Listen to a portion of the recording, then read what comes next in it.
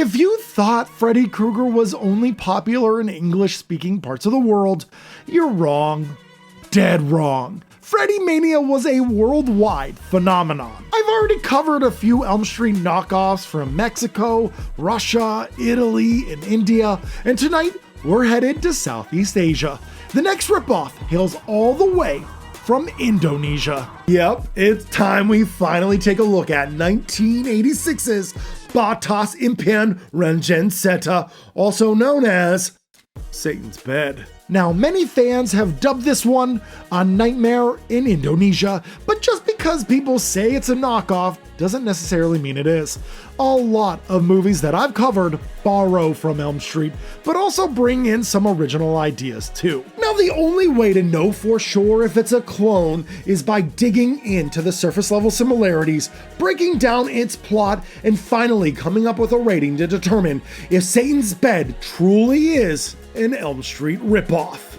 A girl is having nightmares about a ghostly figure with burned skin and knives for fingers. Her best friend is terminated in her sleep, and the suspect runs from the scene. The final girl now dreams of her deceased friend in a body bag, all while the burnt-faced, finger knife-wielding man haunts her dreams. And that's just scratching the surface. Literally, close your eyes and picture a Nightmare on Elm Street, and that's basically Satan's Bed. Spoiler alert, it's a blatant ripoff. But A Nightmare on Elm Street isn't the only horror movie that Satan's Bed rips off. Yeah, we'll get there. Right from the very first shot, any doubts that you might have of this being a Nightmare ripoff will vanish. We open on December 25th, 1941. Little girls in white dresses jump rope in slow motion. Sound familiar? Yeah, the movie isn't even trying to hide it. It's caught red-handed in the first minute.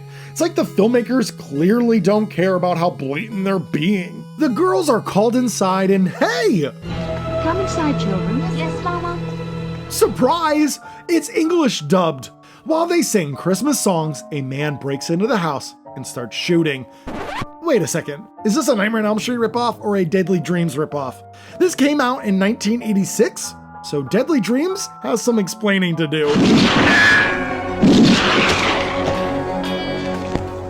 Then bam, straight into the opening credits. Now, quick note before we continue. I want to apologize for the quality of this footage. This movie was really hard to get my hands on. I couldn't find it on YouTube, but I searched high and low and finally dug up this grainy old copy.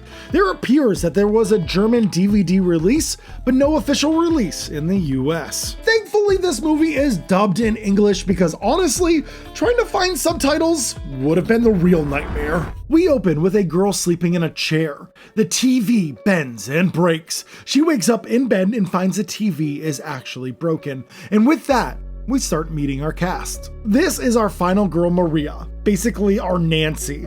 So naturally, the other girl must be our Tina, but the name Tina is too American. So, meet Nina. So clever. Maria's parents recently got a divorce, and she's now living with her mother, cousin Nina, and their maid in a new house. Surprise, surprise! No one's sleeping well. The local boys swing by to pick up the girls for school. Rudy appears to be missing. Where's Rudy? He's gone. Psych! Damn you, Rudy! You scared me to death. Jump scare. Got him! While gossiping about teen drama, the gang nearly runs over the local pastor. He gives off some serious creeper energy. Remember him for later though, because he's essential to the plot, but he's barely in this movie. Hey. Huh? You see the pastor? He looks strange. He's just like a ghost. Stop trying to scare me. He doesn't look like a ghost. Anyone can see that he's a pastor. Back home, one of the girls takes a bath, and yep, you guessed it, this is a shot-for-shot recreation of the iconic bathtub scene in A Nightmare on Elm Street.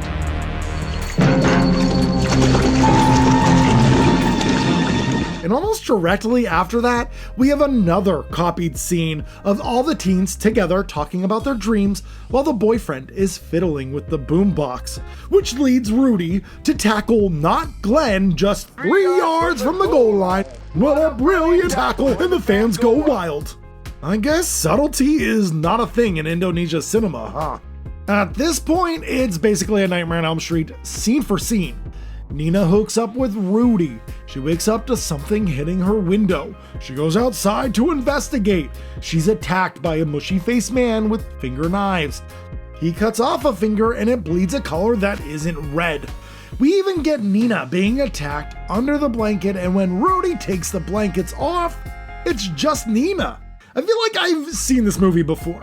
Nina even flies around hitting Rudy in the face. And when the friends come to the rescue, Rudy is nowhere to be found. To be fair, Satan's bed does try to branch out a tiny bit. Maria's mom is dating a man named Marcus who helped pay for their new home. There's also some comic relief via the maid and the groundskeeper, who show up randomly to crack jokes but don't contribute much to the plot. Go on, your dinner's ready. Yes, ma'am. Rudy ends up getting arrested and thrown in jail. Meanwhile, Maria starts dreaming of Nina in a body bag, just like Nancy did with Tina. Maria also dreams of not Freddy stalking Rudy in the jail cell.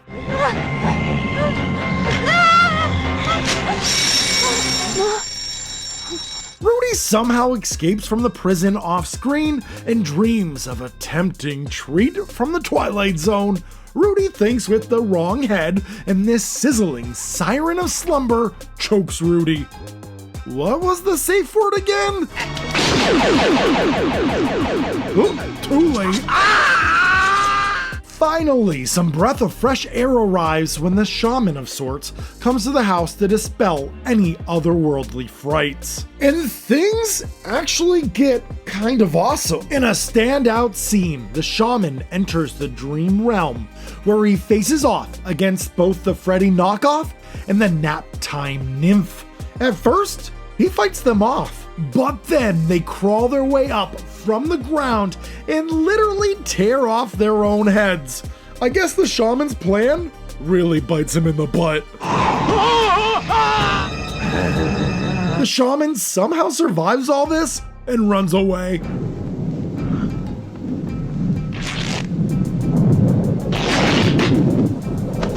The final act is crazy. Somehow, the dream demons make their way into the real world and start attacking the main cast. Do you remember the creepy pastor from earlier? Well, he returns just in the nick of time to save the day. And here's where the poltergeist influence really kicks in. And while the ending is ripping off two movies, it at least feels unique in its final act. The Freddy clones get ditched in favor of skeletons rising up from coffins. The mom casually mentions that they got the house so cheap because, surprise, surprise, it was built on an ancient burial ground. Oh, that explains something. Probably.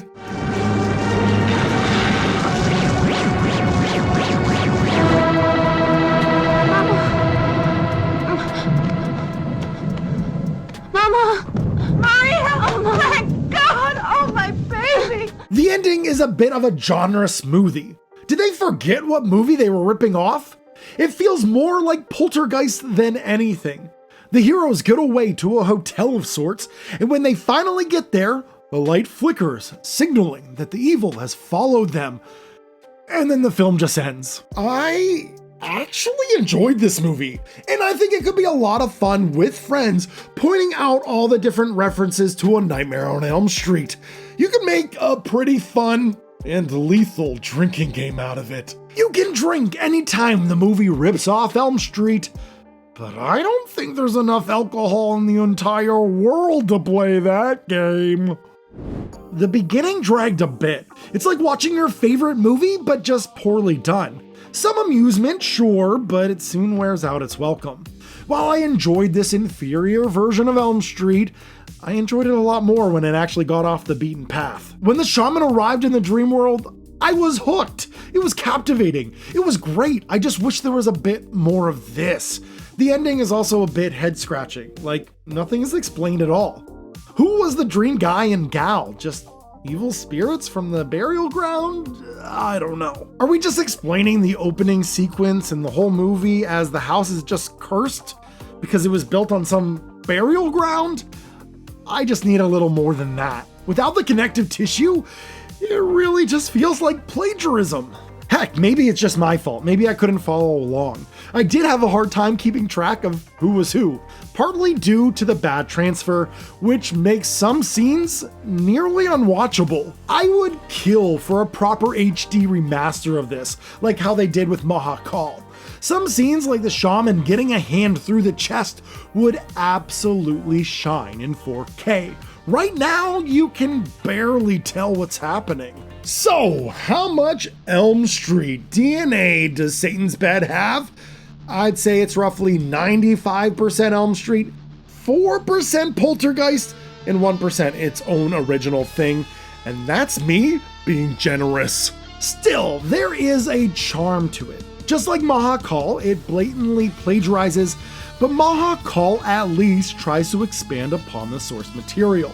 Satan's Bed feels more like a Kid's Bop version.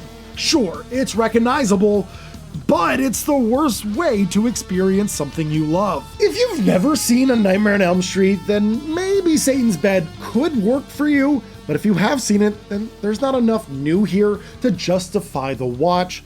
That is, unless you have friends, drinks, and a death wish. Thanks so much for watching, and whatever you do, don't fall asleep. Let me know your favorite movie ripoff in the comments below, and don't forget to subscribe so you don't miss out on more of these kind of videos. And if you want to see these videos a week early, you can even become a member. Sweet dreams.